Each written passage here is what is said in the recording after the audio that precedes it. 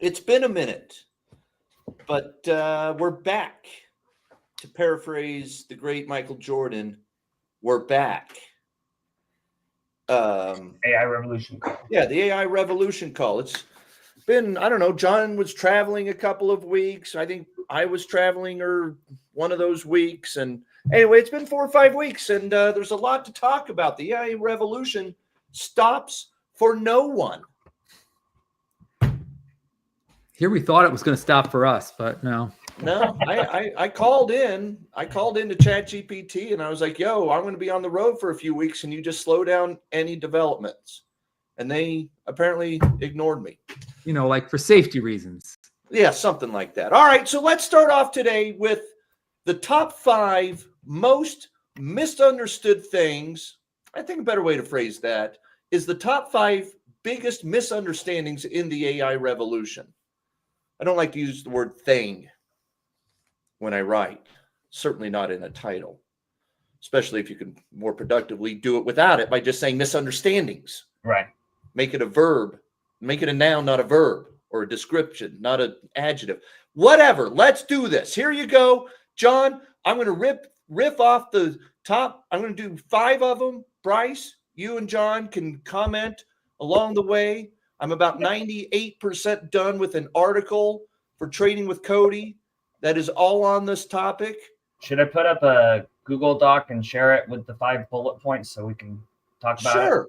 Okay. You got them? Just put the one at a time. Don't go revealing them all. Oh, yeah, Bryce, one at a time. Okay, well, you read it off and I'll type it and then share You it. can put an empty All doc. right, number 5. Fill one in. Top Yeah. 5 biggest misunderstanding about the AI revolution. Number 5, AI is in a bubble and will crash just like the internet did in the year 2000 to 2002. I could have just copied and pasted, Bryce. So I could also call that a myth. A myth, a misunderstanding, a myth. Let me, I'm I going to share got this, Bryce. Bam, copied and pasted. Bam. All right. John, Bryce, what do you got? Yeah, I think you're wrong. I think the bubble is going to crash. Just kidding. Tell it all. Get out now. I think Short you're it. right. Short NVIDIA. No, of course. Yeah, I mean, I think there's why I like this point and why it matters, because I think the market is just expecting that. Like, it's like we've been through this big tech cycle before. Everyone said the internet was going to be huge. It turned out to be huge, but the market got ahead of itself. The build out got ahead of itself. We overbuilt, and then we crashed. And then it all came, back over time. And I think, would you say that it came back bigger than ever? Oh, yeah. the internet, Absolutely. yeah, certainly Even by the exceeded year expectations, right? Yeah, even by the year 2008, the crash was from 2000 to 2002, and by 2008, Amazon and Google were 2 of the most valuable companies on the planet already. Yeah. So, yeah. All the way. The reason why I say, John, do you have something on this? Why isn't it going to crash? Well, no, Why are we not in something the that goes with what you're saying is, timing and patience and so forth. Like, because even if something did happen, as long as you understood that it would be short-lived and that it's gonna, beyond recover, then that wouldn't matter anyway. However, despite that, I think no, we're not. Yeah, I agree with you. We're just not on that kind of a, crash kind of curve. Here's why. Kurzweilian acceleration of technology. The Kurzweilian acceleration of technology comes from the great Ray Kurzweil, who wrote The Singularity is Near. I actually have his new book, which I haven't started yet, but thank you. I think Andres, one of my investors and readers, sent me a copy of his new book called The Singularity is Near, because of the AI revolution or something like that. But the point that I had this epiphany when I read the first version of that book, and it was talking about how technology always accelerates over time. And so it took thousands of years to get to where people were using spears and arrowheads.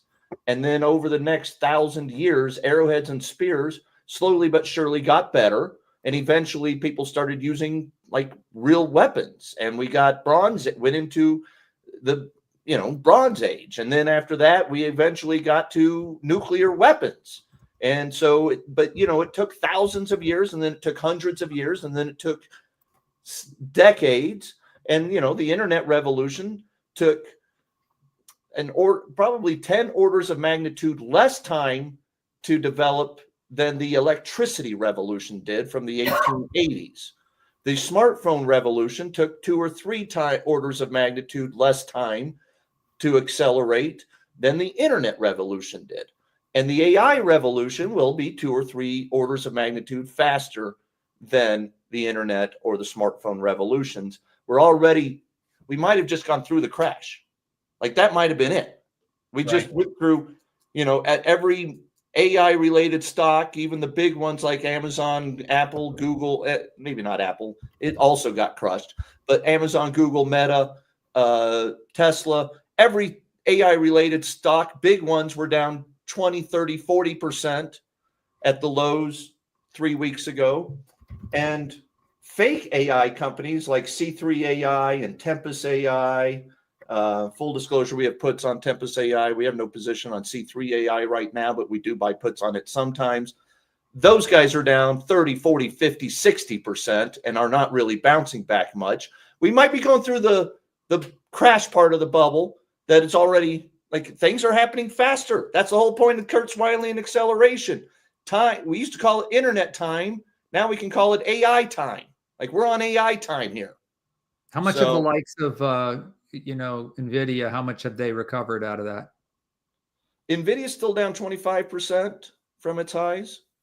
So it recovered 15% of it or something? Let me just give you the numbers. NVIDIA went from about 150 down to the high 80s and presently about 111, 113. Yeah, so it got back almost half of it. Thanks for doing the math.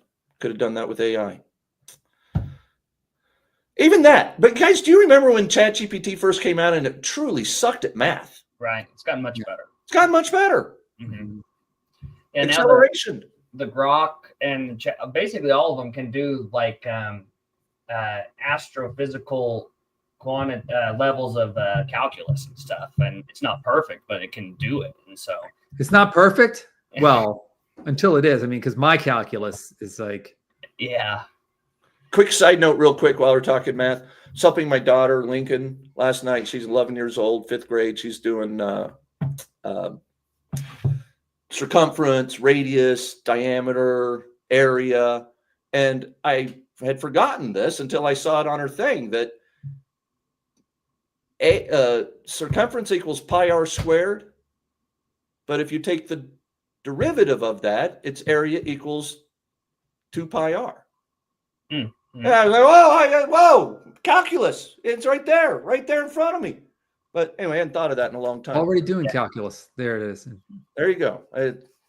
Calculus for 11-year-olds. That's the yeah. Well, I think before she goes and does calculus, get her doing some linear algebra because that's really the key math for the. Yeah, she's been doing that. Yeah. She's on linear algebra already. So. Go. Yes, Bryce. Can I tell one quick story? It happened today. It was like that, but there's a guy I like that talks about AI, and I followed him and read it, and his last comment was on this thread where this guy told a story about his like 5th grade daughter using AI to answer all of her homework, right? And like just goes through the story and like she just copy the question into ChatGPT. ChatGPT gives her answer. She posts it back in the homework assignment, right? Goes through it. And so then all the commenters are like, we're screwed. Our Generation Alpha is totally reliant on ChatGPT. Like nobody's learning anything. Nobody checks anything. The whole society's screwed. And this guy commented and was like, the original post was written by AI. And here's the original post from like 3 years ago from the guy that actually had this story with his daughter. And so the people, I guess on Reddit, are using ChatGPT to rewrite like old viral posts and repost them to generate views and shit and comments. So it's like these guys were fooled by the AI and they were like supposedly sounding the alarm. The AI is going to fool the teachers, So yeah, they're worried about the wrong thing. Yeah. Maybe they should, as usual, like maybe you should worry about yourself and not everybody else. Exactly. Yeah. Yeah. So, You know, that might be numbers. That might be the sixth most misunderstood thing, biggest misunderstanding in the AI revolution. And that would be that nobody's ever going to learn anything ever again. But actually, we all might learn so much more, so much more quickly, and everybody's going to be smarter. Right.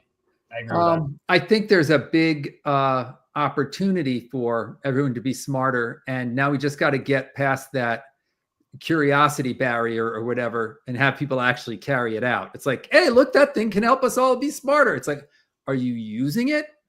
You know, I absolutely am finding I'm using ChatGPT and Gemini and Grok increasingly every day. I mean, you're not really the exponential amount of time that I'm spending on all of that. I'm finding myself so much more productive. I wrote this whole article on the top 5 biggest misunderstandings about the AI revolution today. And actually, by the way, Bryce, maybe you forgot, but 6 weeks ago you started it. So you had I have a lot of meat already in there. Yeah. So you had full on one of them done, another one that was halfway done, and one that was just started. But I took the one that was completely done, kept most of it, cleaned it up a little, added some, and then I wrote the rest on my own. And then I had ChatGPT elaborate, expand, and then I've been checking that and I'm tweaking it and I'm finding some good quotes and images to put throughout. Yes, there's a saying we have in product management: you are not the customer. So like, you can give me yourself as an example of the fact that it's getting used. Doesn't necessarily say much about whether it's getting used like at scale, at large, out there, or whether you're a special case. Yeah, maybe. I think it's I think most people under the age of 65, over the age of 15 are using AI increasingly every day. But that is certainly something to debate. Point number 4. There are not enough mainstream applications built on AI to matter. What you just said, John. Yeah, you're just one person, Cody. You're one random. Yeah, but the point was about learning. So, but maybe. But I like to be snarky and mocky. So I mocked you. So what are the applications what's the counter examples that make you say this is wrong? Like, for example, in 1999, people were like, hey, the internet revolution is going to be cool, but what are we doing with it? Like, we're downloading pictures of Anna Kournikova and Michael Jordan screensavers. And that was fine, but it took 10 minutes to download a picture of Anna Kournikova or a Michael Jordan screensaver. Do you guys know who Anna Kournikova is? Bryce doesn't. John, do you? Yeah, I play tennis. Yeah, you're a tennis guy. Yeah. So at any rate, you fast forward to today and you're like, hey, ChatGPT, make me an image for my book about the AI revolution. Then you sit there for 5 minutes and you hope it gets done. And sometimes it disconnects. Like, hey, you're going to have to ask the question again. Nah. Like, we're in the dial-up internet phase of the AI revolution, and there are already thousands upon thousands of applications that have thousands and or millions and or, in the case of ChatGPT, hundreds of millions of daily users now. Mm-hmm. So we're already at the point where we have thousands of good applications. They're just not mainstream yet. Image creation has had its Ghibli moment. Yeah. So, but one of the things that Bryce and I talk about all the time when people are telling us that the AI, that spend on AI, the investment in AI infrastructure is peaked. I'm like, wake me up. I might believe that when I can go to one of these generative AI platforms like ChatGPT or Grok or whatever, and instead of waiting 5 minutes for it to make one image, I can actually, in less than 5 minutes, have it create a 30-minute cartoon using my daughter's drawings and plot line. That's at which point the spend might slow down. Mm-hmm. But text itself is probably 5 orders of magnitude less data intensive than video. And we're already, when you are just chatting in text with ChatGPT and other platforms, sometimes there's not enough compute to get you your answer. That's not going to be like, until it's instant video generation, there will be more spend. There also, you can't look at something like just text or just video or anything like that as a way to say, is it slowing down or has it all already happened? Because there's just so many more applications. But I want to take it from a different angle, which is just infrastructure wise, architecture wise, whatever. Think about the fact that when this stuff was getting going with ChatGPT, it was about you ask a question and it goes out and it processes your question and gives you an answer. So it was all about this one time going back and forth like that. But the next step was we had these reasoning models that use multiple times looking over, working through a chain of thought on the question. And then there was that. And now we have agents and teams of agents where every time it goes back and forth to the model is almost like the old days every time it went back and forth to the CPU. Everything is a unit of CPU instruction is like now a unit of LLM instruction. And this, a single thing you go and do is made out of. So we went from like atom to molecule to matter. And what you can do with that when you're getting so complex and that becomes the thing that you're doing is just, it's mind-boggling. Amen. Bryce, thoughts, comments? I was just going to say, I've read this report from the OpenAI sales team about. Yeah, I read that report today. It's good, isn't it? Yeah, they just had a few cases of enterprises that have, signed deals with them and what they're doing with it. But like, you asked like if people are really using it, and this is a case study and it's a sales piece, so it's biased. But Morgan Stanley did a deal with them, and their financial advisors out there, 98% of them are using the product every day, and they use it to access their clients' documents and find out things about their clients, and help them make sales calls to new investors. And like, the financial advisors are doing more valuable work instead of like clicking through trying to find a document that's relevant to a client. My first job on Wall Street, I worked for Andrew Lanier, legendary stockbroker, and he had been a broker for 30 or 40 years by the time I was working for him. And he had files, 20 yards along, 20 feet at least worth of filing cabinets. And all in every single one of those filing cabinets, it was alphabetical, but he had for clients who had been with him for 5, 10, 15 years, it was a stack of 3x5 index cards of notes that I used to, after I got promoted from stapling and filing stuff, I would dial the phone for Andrew to call his prospects. And eventually I got promoted to dialing the phone to call his actual clients. But whether it was a customer, an existing client, or a prospect, I would listen to his conversation 5 minutes, 20 minutes, and make notes about what that person was saying, what children they had, if someone's in the hospital, about their personal life, and of course, how much money they have in the stock market, what stocks they own, anything pertinent at all. And then when he'd had two people dialing, one on each side, one prospects, one clients. And as soon as he would get a client on the phone, he would take that.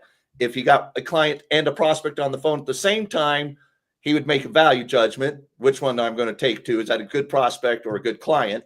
But at any rate, he would have that little note card and be flipping through it as he's talking to the client. Be like, oh, how is little Johnny today? Is he out at the hospital? Yes. And he would, like it sounded like he remembered everything about that client. And so you could just imagine, Andrew was never a typer anyway, but you could imagine a stockbroker today being able to just like, hey, ChatGPT, I just got, Mary Jones on the phone, and tell me about her. And it's like everything that it knows about her in the notes, it kicks out for you pertinent stuff to this phone call. Hey, I'm going to talk to her about tech stocks today. What do I need to know? Bam, it'll tell you what she said last time about tech stocks. And how soon are we to where, because it's already technically possible, that it's not even you getting on the phone. Sure. It's your digital twin. Yeah, Bryce and I built a Cody clone on GPT recently, and I called my wife with it. And she didn't know. She was like, why are you slow talking? Like she could tell there was something like a little off, But it literally, it was trained on everything I've written in the last 15, 20 years. And it like sounded like me. Voice agents. And Voice now agent. they're getting, actually, we could have spent the money. We just didn't. We sort of got distracted with our day job of running a hedge fund. Started with just we could have spent $1,000 and made an actual, like it could. You don't know for sure if this is me. This could be this guy talking right now. Could be my digital clone, and you wouldn't necessarily know. So OpenAI was the first with getting the lag out of it, so that it was the kind of the real human speed of back and forth. But now others are doing that as well, and it's very impressive. Even the Meta AI app, which they've released a standalone app last week, has a full duplex mode. Is that the right technical term? It's like instead of it having like you send the words, it processes and sends the words back. It's somehow inferencing in real time, and it can interrupt you. You can interrupt it, and it's very human-like. It's because it's not going through the extra step of text to speech and speech to text. Instead, it's using one of those multimodal models where the voice is going directly through the model without that kind of translation. And meanwhile, I remember back in the internet revolution when people were like, there were companies going public with multi-billion-dollar valuations because they had like a chat box that you could easily put on your website. And we've clearly advanced to a point. Again, it took 2, 3, 4, 5 years after the internet revolution started going mainstream in the late 90s before those companies were actually doing that. And we're 2.5 years past the Chat GPT. Is it now 3 years past the Chat GPT moment? Coming up on that, right? Whatever, it's an and a half, whatever it is, because it occurred in like October. So 2.5. Yeah. All right. I got your link there, Bryce. Are you serious? Yeah. So it was only a few years ago that I was doing a project that used Google Dialogflow, which internally to it is almost as dumb as those like phone tree things. I mean, it does some taking of what's said and figured out what it should do next and so forth, but it's horrible compared to, I mean, no one would use it now when you can use LLMs. Yeah. All right. Number 3 biggest misunderstanding in the AI revolution is AI isn't truly intelligent, and most LLMs are already commoditized, and humanoid robots will eventually be commoditized too. John. Well, the interesting one on this one is kind of it's a misunderstanding in both directions. You know, it'll talk about, well, it's not really smart, and then on the other hand, it goes, you know, like, well, once it is smart, nothing will matter anyway, right? It's like, make up your mind about which of those, matters. In terms of, is it truly intelligent? It's like, I got to just say, intelligent at what? It's that same kind of thing of saying, are there enough applications and so forth? It's like, yeah, there are. And they're so myriad that you can't even talk just about, is it intelligent? You got to say, what is the area use case you're applying it to? Because for some use cases, it's like way smarter than people. And it depends, what you're doing. So that's on the one side. And then the side of like, oh no, it's about to be this AGI, artificial general intelligence, where it's smarter than people overall. It's like, and then it's going to be like, why does it matter? It's going to take us all over.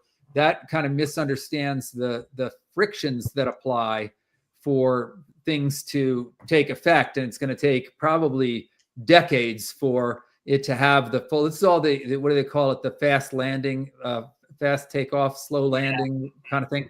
And it's like, the truth of the matter is there are things on the one hand that keep it from slowing down too much. No matter what you do, there's stuff coming along that keeps it interesting, keeps the market moving. And on the other hand, there are things that slow it down enough that it's not like it's going to be some kind of singularity in short order, because there's different, the resource constraints. They got to go build, data centers and power centers and things beyond that's just not easy to do on the scale they need. So both of those things keep it where it's like there's this smooth middle that looks like we're actually riding, which is continuous growth. And I would just throw out there that, look,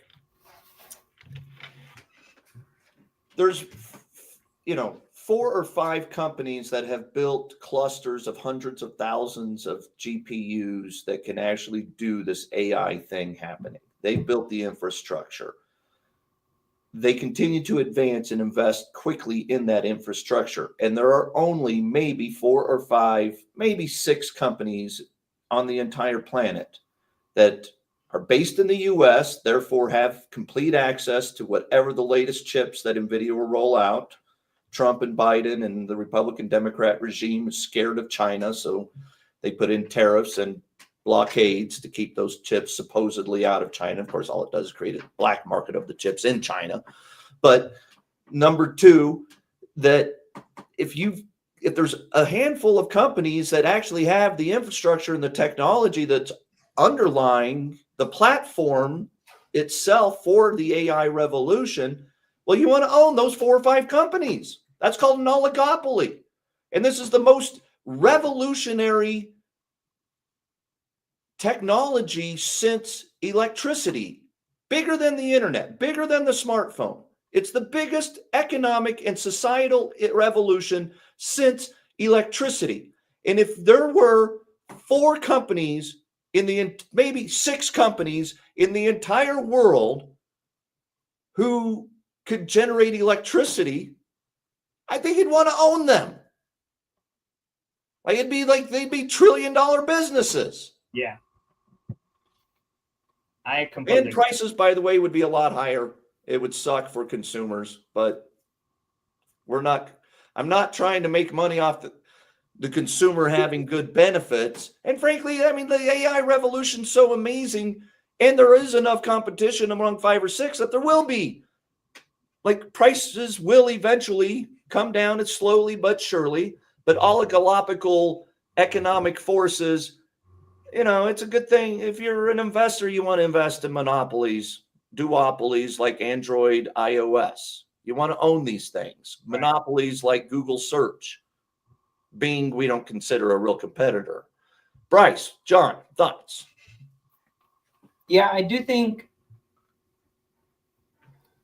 there's a big difference we talk about between being a commodity and commoditized, right? And a lot of the times, I do think they are commoditized, but there's also a lot of layers beyond just the models themselves, right? And so you have to have distribution, you have to have a user interface. There's a lot of security and a lot of other behind the scenes things it takes to build a application, like a consumer application like ChatGPT that's available on the internet. And once you do that at scale with 100 million users or more, you start to get a real ecosystem and network effects, and all those things start to kick in. So even if the underlying technology, like search's underlying technology is basically a commodity, right? Bing and Yahoo and all those things exist out there for free. But Google already had built all of the other things that gets it locked in as a monopoly. So I think that you're going to have 3 or 4 platforms that come out of this that basically take over, even if the fundamental, very base level technology is basically the same across the board. I feel like you buried the lead a little bit when you kind of flipped it and just talked about applications like an afterthought, when I think this is one area where I could claim, I was right kind of thing, in that you see where OpenAI is going. I think you see it with some of the others, that they realize that the underlying power isn't where all the margins are. And so getting they're building an application on a platform, and it matters to them to have lots of users. It actually turned out the way to go. But if I'm taking credit for something, I should at the same time eat crow for something, which is I kept picking on Google, and they're killing it in terms of their technology, at least. So we see where they go with how they put it to use. But and John, it's one of those things. I think there's 2 things that Google has that nobody else has. It's the fact that you, as a website, never want to block Google's searches and bots from scanning and ranking you, and therefore while it's easy to be like, hey, I don't want ChatGPT to ever have access to any of my content, it's a little bit different discussion. And you're talking about that if you're going to block Google. There is the ability to block Google AI bot versus Google's search bot, but there's a risk that comes along with it. Are you sure you don't get hurt in rankings? I mean, again, that would be anti-monopolistic. It would be monopolistic behavior, antitrust targeted kind, like the government could and should go after Google for if they ever actually didn't search you, if you didn't let their AI bot also search you. But it is what it is. Technology companies are anti-competitive and monopolistic anytime they can be, and so I would be surprised. And then further, it's ChatGPT and Google that are getting constant usage and feedback, and you become a better GPT, you become a better search engine, you become a better application layer, depending on how much people are using you and how much you're learning off of that usage and how you're refining your product and making those queries and the interactions with the GPTs and the searches ever better. And that's where that critical mass becomes a self-fulfilling cycle. The more consumers that are using you, the better your product is, and the better your product is, the more consumers will use you. That's how Google ended up with monopoly in search to begin with. So I agree about first order your thing about 5 or 6 guys out there, and you want to be invested in that because this is it. That's all there is, kind of thing. I also think you can look at that next step of applications, and then I think I would throw Anthropic in the mix for being really smart about how they're making this stuff available, what they're doing around it with projects and with MCP, the Model Context Protocol, which is kind of a Android type of a play. It's free, but it's getting really ubiquitous and it's getting in everybody's business, kind of thing. And so there's another they're another one to look at. And then open source in general is really getting used. I see it getting used by corporations, and it's like there's a little bit of what happened the commodity wise is people going like, where am I going to go for this actual piece of my instructions? I'm going to buy this many of these processors, which is OpenAI or Google, and this processors, so to speak, which really API calls out to a model. And then I'm going to use open source for some of it too and save some money. And they're going to get smart about the fact that since so much of their spend is going across all these things, they have to balance it out. Yeah, and one thing I hear a lot, and I don't know how often I believe it, but a lot of these AI application companies claim to be LLM agnostic. We're LLM agnostic. We just use whatever's best model for whatever that particular query is. There's going to end up being lock-in on some of this stuff. That just on the application layer, the applications themselves will end up getting locked in on certain LLMs. The people themselves and the enterprises that use the applications will end up getting locked in on some of the applications. Lock-in is a feature, not a bug in AI, just like it's been a feature. I'm not sure. I mean, I'm not ready to just straight up disagree, but I'm not sure because I see that there's an extra kind of layer in between when you start having these agents, and the agents are capable of like per call deciding, I've got it now here, where it's like, oh, which model will I use for this particular part of what I'm doing? And they're off doing, you ask it one thing and it goes and does 200 things to get that one thing done. It is jumping. It's built in that it jumps around. So I'm not totally sure about it, but definitely want to keep an eye on it. I would think in the enterprise use cases, the lock-in is especially strong because you've got to get it trained on your own data for it to be valuable. And then, there's fine tuning that happens. And I think once your IT department goes through that effort of fine tuning a model on your data, you're locked into that system. If you do fine tuning, I've somehow done all these other, like I was recently looking at the kind of the buzzword bingo of things related to AI. It's like, here's all the things you need to know, and had all the different phrases, and fine tuning was one of them. And it was the one that I haven't done.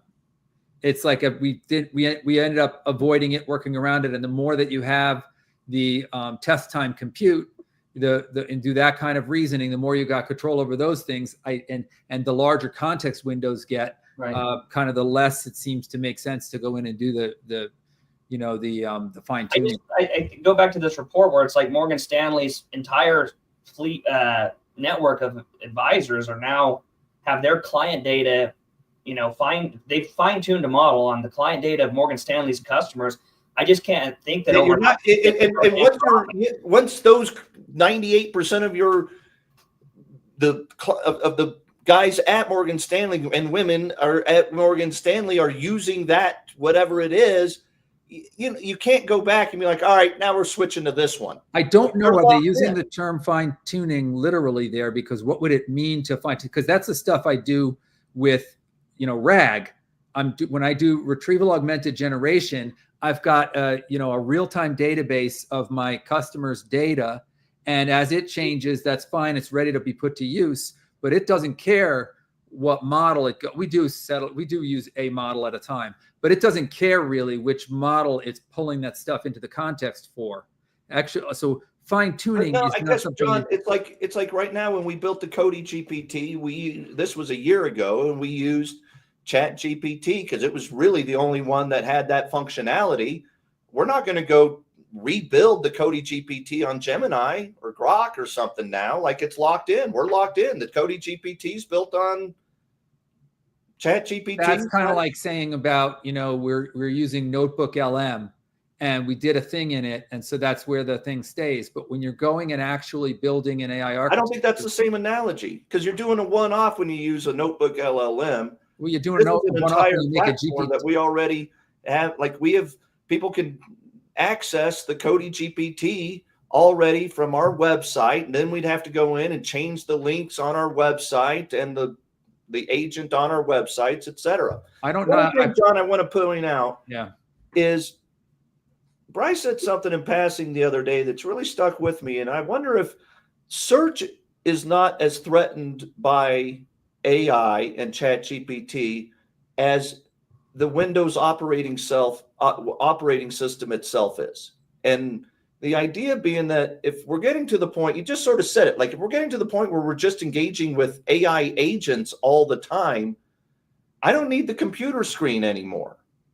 I've got my phone. I might have some other goggles, some glasses, but I'm going to be talking to it. I'm going to be watching it on my phone. Okay. The computer itself as an interface and using this 150-year-old technology is going away. Which was intentionally not typing shit. Which was intentionally, the keys were put in an order to slow you down. Yeah, you taught me that 30 years ago. They purposely tried to put the keys in a way that would make it awkward for users. Yes. So but I get why you're saying that Windows is at risk. I don't get why you're saying search is safe. Well, again, there's an element of expertise and self-reinforcement learning in search that Google has been doing, and Bing to a lesser extent. But the amount of, like, when Google's search results are exponentially better and more efficient to use than using Bing, and certainly than using some derivative of Bing. And so there's still, not every time, but 99% of the time that I engage ChatGPT, it's going and using Bing to search the internet. I don't care what it uses. I don't either, but I'm telling you right now that over time people get pissed because Bing sucks compared to Google. Well, no, but that's like if you did first of all, I don't use Google anymore, hardly. I just use Perplexity. And I don't see necessarily some huge conversion over to, but if anybody wants to know, go to perplexity.ai and do that for your searches.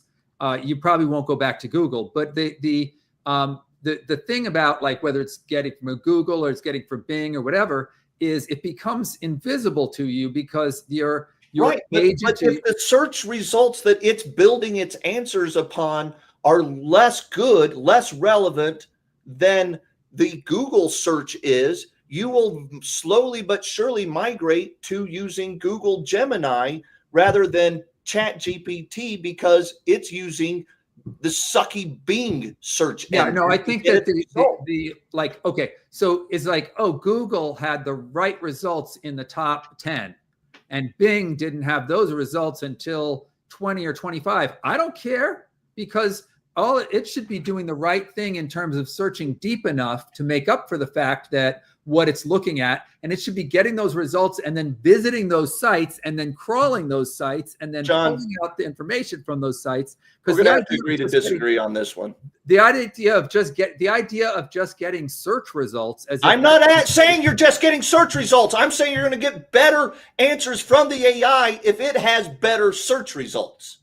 and it should have just as good search results by It's going not going to deeper. go through all 30 of its top answers. It's going to go through the first 5, 10, just like it does. It shows you what it's searching. It should go through 200, but it's like, do you use Perplexity at all? I've used it. Not impressed, but I'll try it again.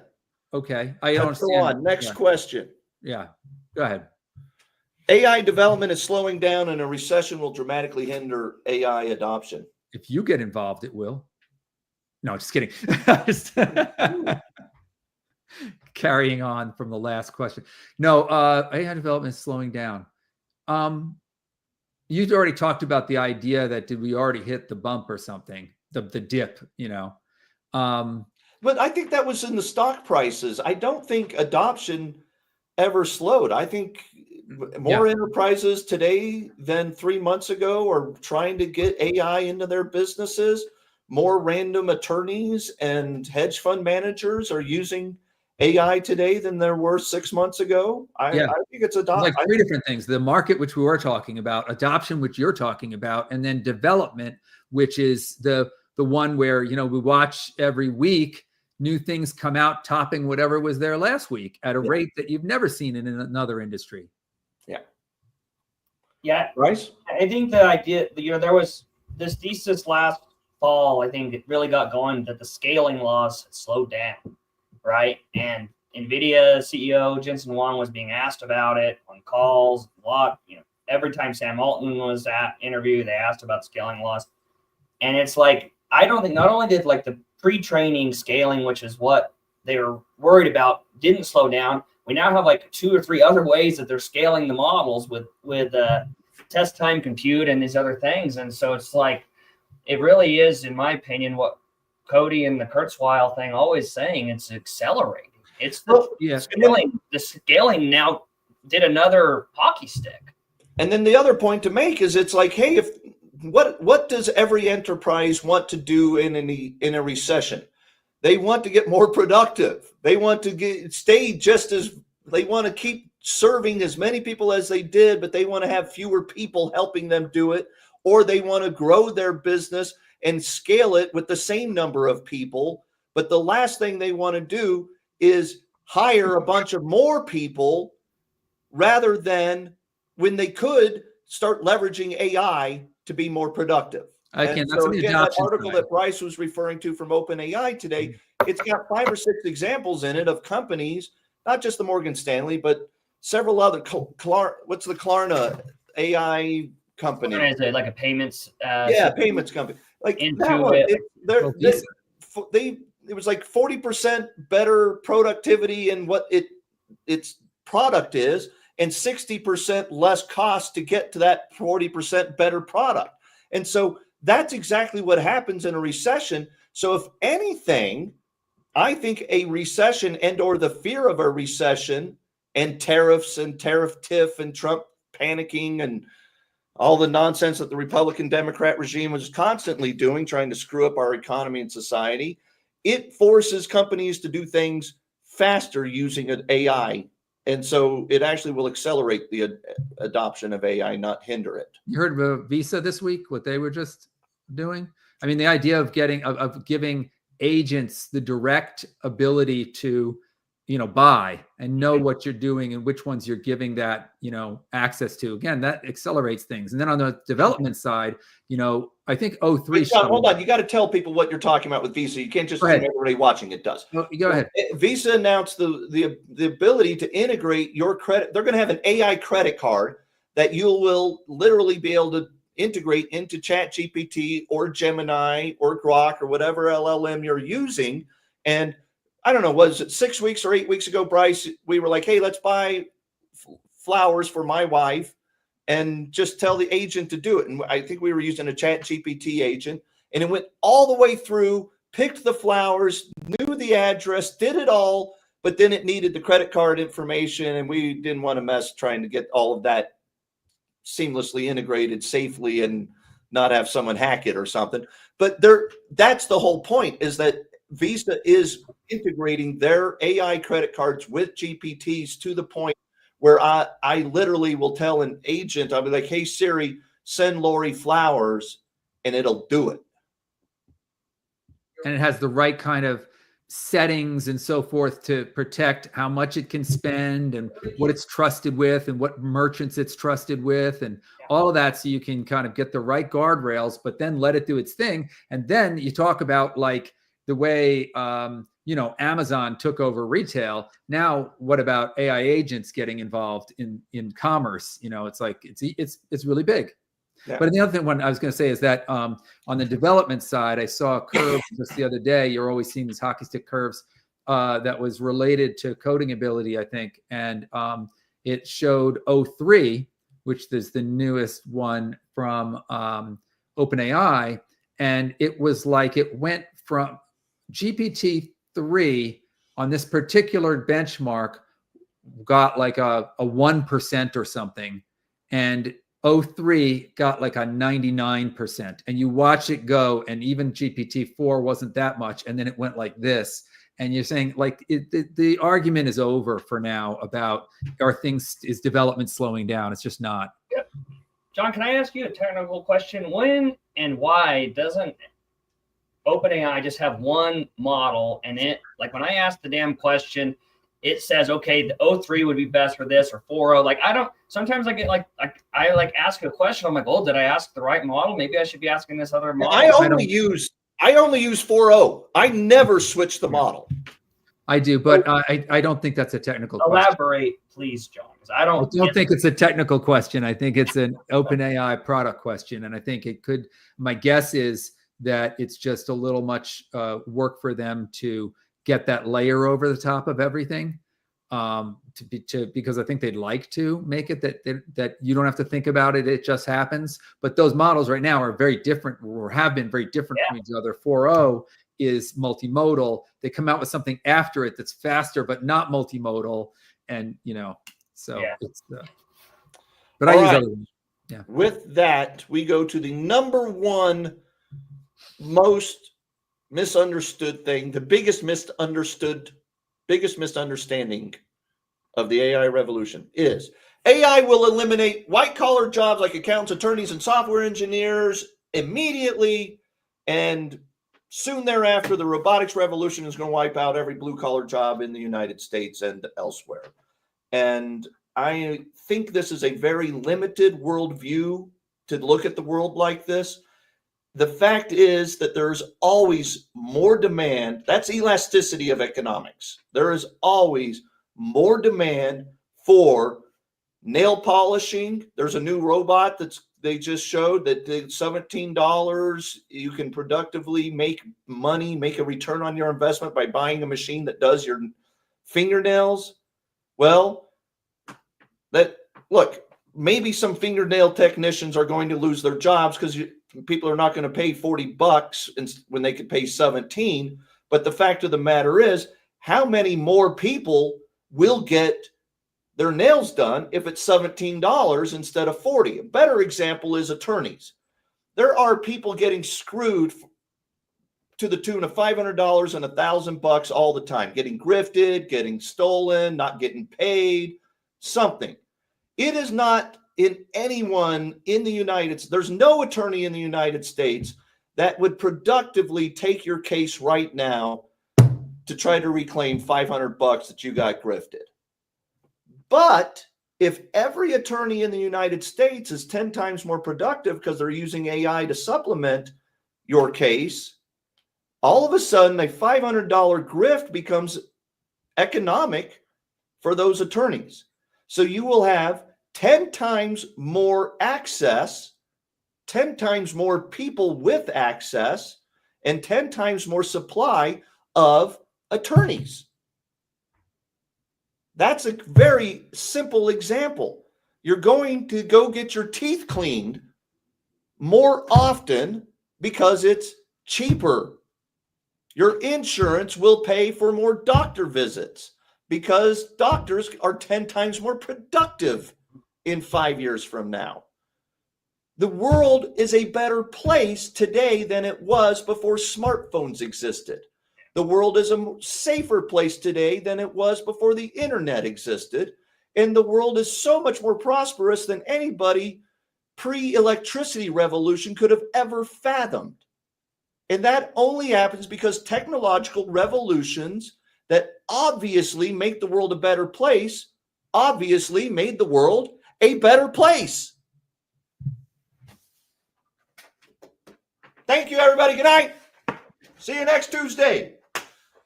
John, Bryce, or did I wrap it up? Is that it? We're done. Nothing to disagree. It just reminded me of one thing. I recently got a new kind of work laptop, and it's M4 Max with 128 gig. It's a Macintosh thing, but it's like really high-end laptop. And I looked up, I said, what supercomputer is my new laptop more powerful than? Than the biggest Cray computer 10 years ago. Well, right. I looked up, I started with the Cray XMP that I knew about, that I knew from when I was back in the day, and was like, oh yeah, no, way more than that. And so we got all the way up to somewhere in the 2000s, like 2007, I don't know, of a like supercomputer, that cost $30 million. Millions. It was 100 million. I don't know, but like that, my laptop is more powerful than. Yeah. And so that's 15 years. Yeah. Yeah. I mean, that's the whole point. And things are and this technology doesn't, like, these technological advancements don't happen in a vacuum. The trillions of dollars of economic prosperity that the GDP has increased over the last 5 years, 10 years, 15 years, 20 years is enabled because of the technological revolution. The reason the United States is so much more prosperous than anywhere else isn't the trade deficit or not the trade deficit, isn't the petrodollar, despite every economist on the planet trying to give it credit or blame it, depending on your perspective these days. It's the technological revolutions that have been based here. The internet protocol being built here. The crazy applications being built here. The services that we create here. Oracle databases created where? Here. NVIDIA chips. Where's Jensen Huang from? Here. Where did he build his company? Here. I don't think I need to keep doing this, but here is the answer. United States is the only market. Elon Musk didn't do his shit in South Africa, and he didn't do it in Canada. He went to the United States to build SpaceX. Why? Here. We're the technological leaders of the world. This is how it all happens, and that's what creates the prosperity.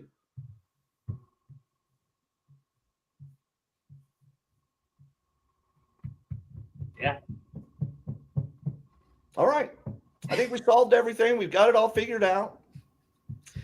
So maybe next time we catch up on some of the happenings.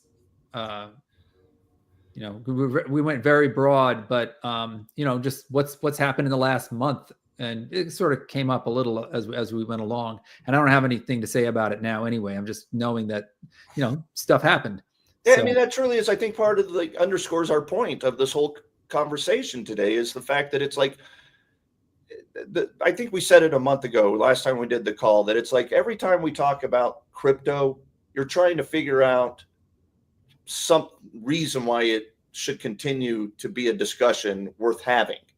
You're like, what did you call it, Bryce? Screaming for relevance, right? I mean, it's like it's begging for relevance. It just, there's no, you're like, okay, the more grifts. Okay, Trump's got a dinner for his grift meme coin now, and Barstool Boy did his 12 pump and dump meme coin grifts, and all that, like all you're ever doing in crypto is hoping you're not getting grifted, I guess. And then Bitcoin is actually a store of value and, an alternative currency to the US dollar for a lot of people who can't get access to the US dollar.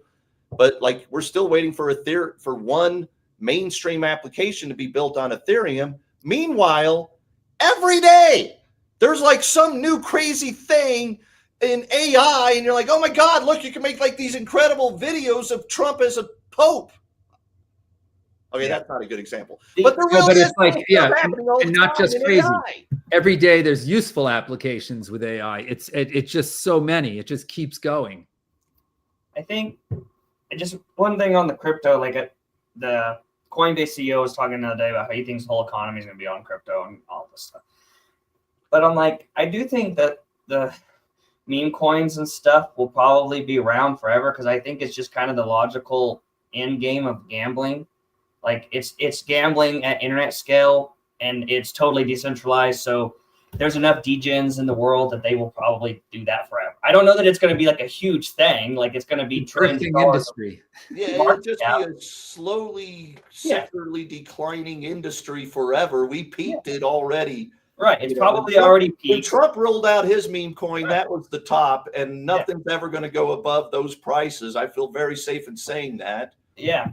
And Bitcoin, we like Hex people. You guys want to write back at me again?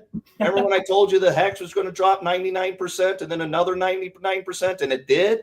Yeah, that's the same destiny that every meme coin out there today has. But eventually, there'll be some like super soccer star who plays space soccer, and he will have a meme coin that'll be hot for a while, and then eventually it'll be worthless too. The thing is, when you invest in stocks, it's hard. There's grifts in stocks, especially in the small cap world. A lot of people think Elon is grifting people with Tesla. It happens. There are grifts in the stock world, but in general, the stocks you buy are actually representing cash flows and ownership of actual productive assets and companies.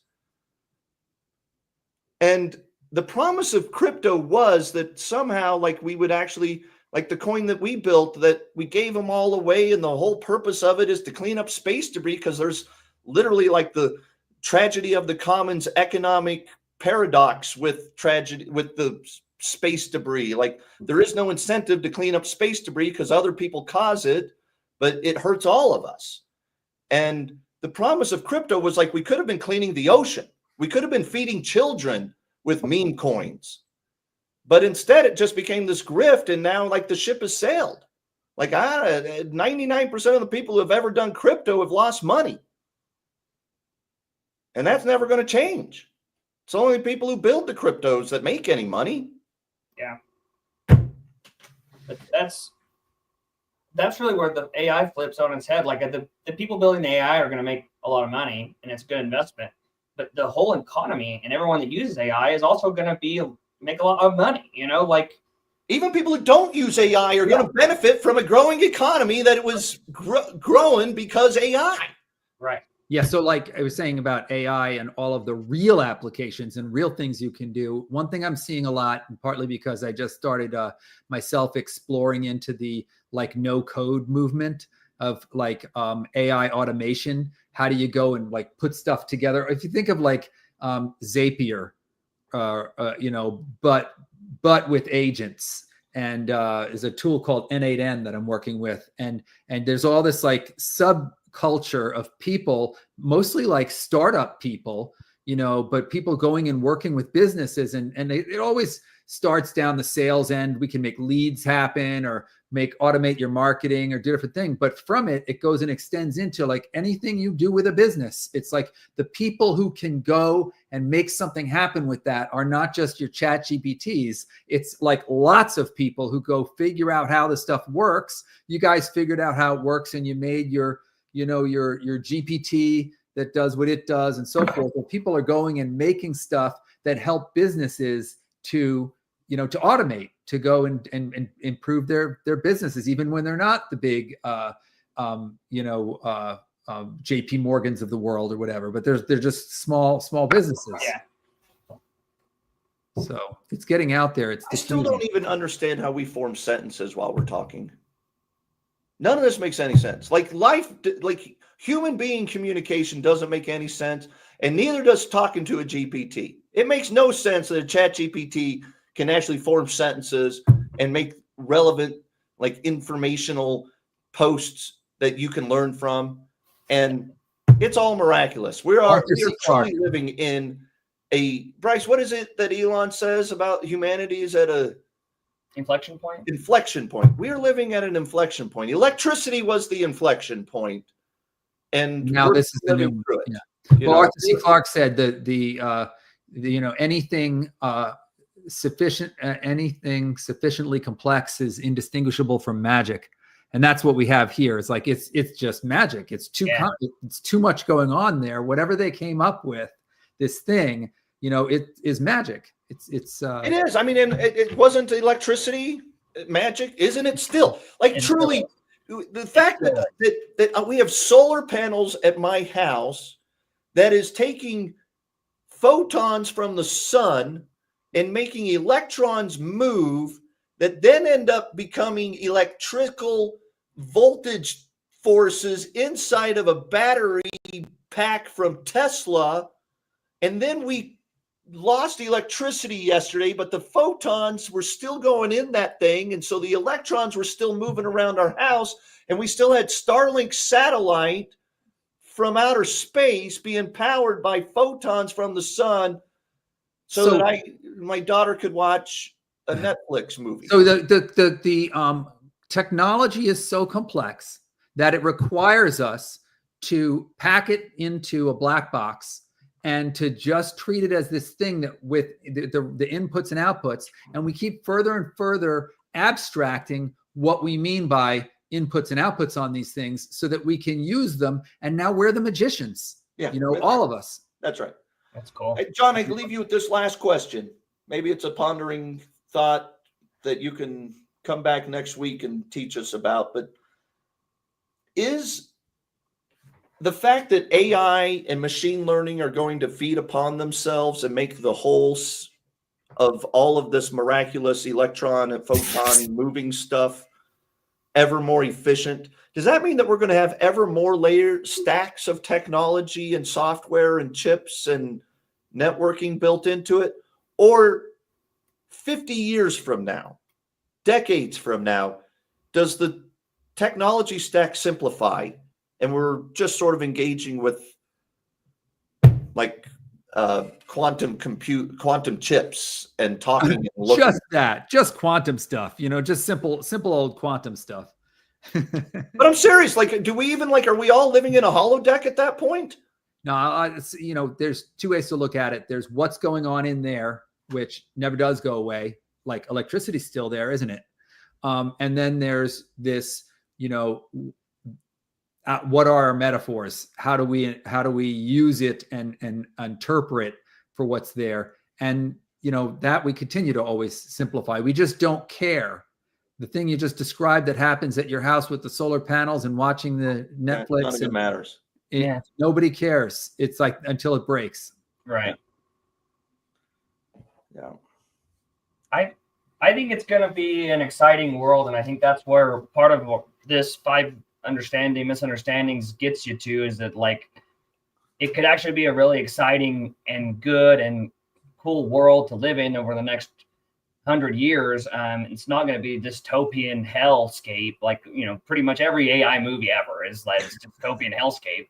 And there's going to be challenges, just like social media there's suicides that happen today that wouldn't have happened without in social media, and that's horrible.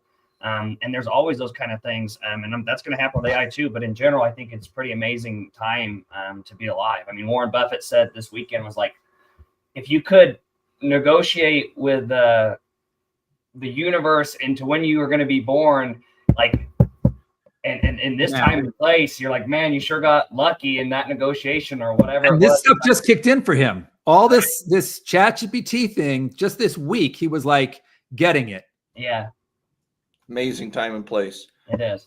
All right, top 5 most the top 5 biggest misunderstandings about the AI revolution. We'll review them and wrap this call up. Number 5, AI is not in a bubble and will not crash like the internet did. Number 4, I guess these are what you should understand. I'm going to phrase them as what you should understand, not the misunderstanding. Okay. There are enough mainstream applications built on AI to matter already, and there will be millions more built in the next 5 years. Number 3, AI isn't truly intelligent, and most LLMs are already commoditized, just like human. No, I have to rephrase that. AI is truly intelligent-ish, at least. Enough. And most LLMs are not commoditized, and humanoid robots will not be. Tesla will be the dominant humanoid robot company on the planet. China will be a distant, 20 companies out of China will be a distant, crappy 8th place. There will be 7 US-based, maybe 1 or 2 European-based robotics companies that actually have great products. And then a bunch of crappy shit from China that you won't want to use. Number 2, AI development is actually accelerating. And if there is a recession, we certainly are having a little bit of a pullback in the economy. We can't call it a recession yet. But if there is a recession, it will actually accelerate AI adoption. And finally, point number 1, AI will create millions of white-collar jobs for accountants, attorneys, and software engineers.